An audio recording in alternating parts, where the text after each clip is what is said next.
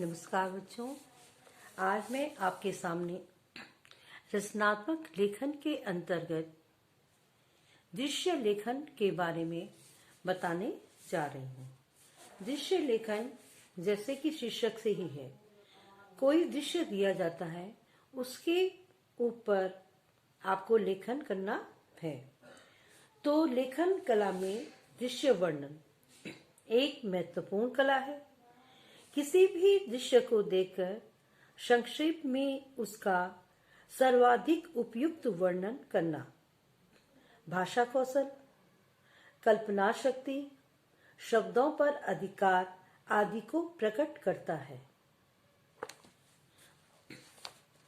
जल्दी से जल्दी किसी दृश्य के बारे में कुछ प्रकट करना, तो उसमें भाषा कौशल, कल्पना शक्ति और शब्दों पर अधिकार आदि देखा जाता है।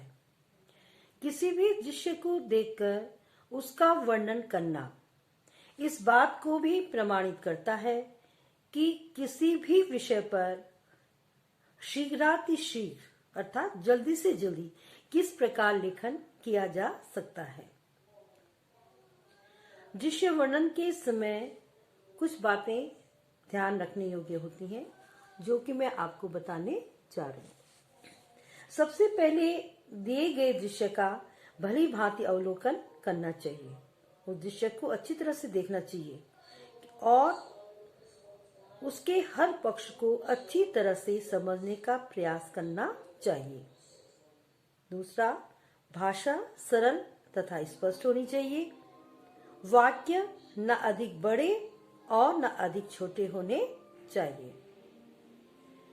वाक्यों का जो चयन है वह इस प्रकार करना चाहिए कि वे एक दूसरे से संबंधित तो हों, लेकिन वह एक दूसरे के विरोधाभासी तथ्यों को प्रकट न करें।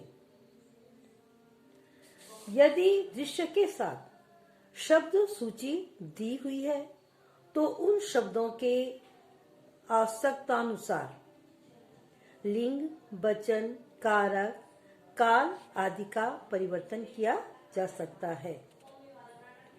इस बात का विशेष ध्यान रखना चाहिए कि दृश्य में जो बात कही जा रही है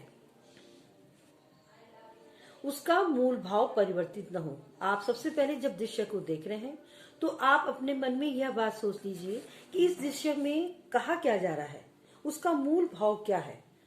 तो मूल भाव जो है उसका परिवर्तित नहीं होना चाहिए।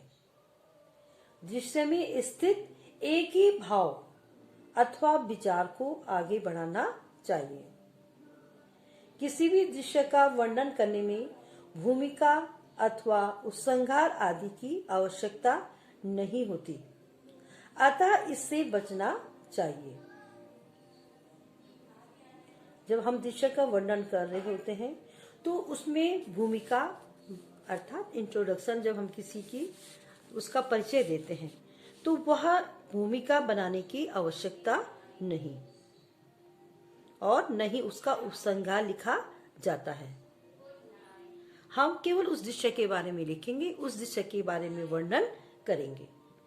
यदि हो सके तो दृश्य का केंद्रीय भाव आरंभ अथवा अंत में अवश्य लिखना चाहिए। जो दृश्य दिया गया है उसका जो केंद्रीय भाव है, जिसके बारे में वह दृश्य है, तो उसको आरंभ व अंत में अवश्य लिखा जाना चाहिए। लेखन संक्षिप्त होना चाहिए। लेखन क्या है?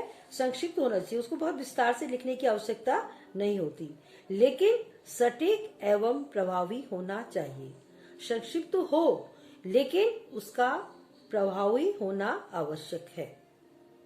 बच्चों, आपके पाठ्यक्रम के अंतर्गत दृश्य लेखन आता है और इसके अंतर्गत आपको जो दृश्य दिया जाएगा उसके बारे में आपको लेखन करना है, जो कि मैंने आपको कुछ पॉइंट्स बताए हैं, उसके आधार पे वह दृश्य लिखा जाएगा। अब मैं यहीं पे पाठ समाप्त कर रही हूँ।